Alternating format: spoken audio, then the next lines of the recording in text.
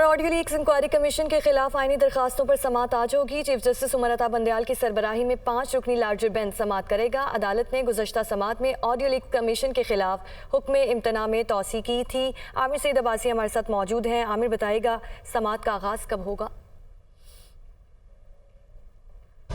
देखिए, supreme court of Pakistan का 5 रुकनी larger bench समाअत करेगा ऑडियो लीक्स इंक्वायरी कमीशन के खिलाफ आइनी दरखास्तों पर, और दिन 12 बजे चीफ जस्टिस ऑफ पाकिस्तान की सरबराही में ये बेंच समाअत करेगा। और सबसे पहले अटॉर्नी जनरल की तरफ से जो दरख्वास्त दायर की गई है वफाकी हुकूमत की तरफ से, जिसमें यह कहा गया कि 3 जजेस पर एतराज़ किया गया और ये कहा गया कि 3 जजेस इस बेंच में शामिल वो इस केस को ना सुने, जिसमें chief justice of Pakistan justice Umar Ata Bandial, justice Ejazul Ehsan और जस्टिस मुनीब अख्तर शामिल हैं।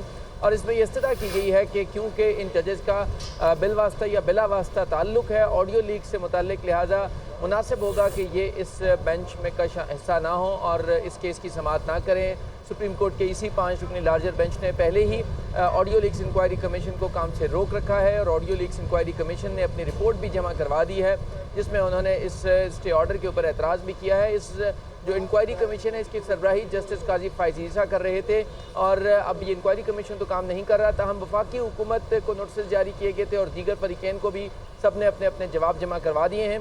आज अहम जो समाअत है वो होगी, जो एक इस बेंच के ऊपर एतराज़ किया गया वफाकी हुकूमत की तरफ से, उसके मामले के ऊपर ऑर्डर होगा, और दूसरा जस्टिस काजी फ़ाइज़ ईसा की सरबराही में जो इंक्वायरी कमीशन है उसके खिलाफ भी एक तौहीन अदालत की दरख्वास्त। ठीक है, आमिर सईद अब्बासी हमारे साथ मौजूद थे, आपका शुक्रिया।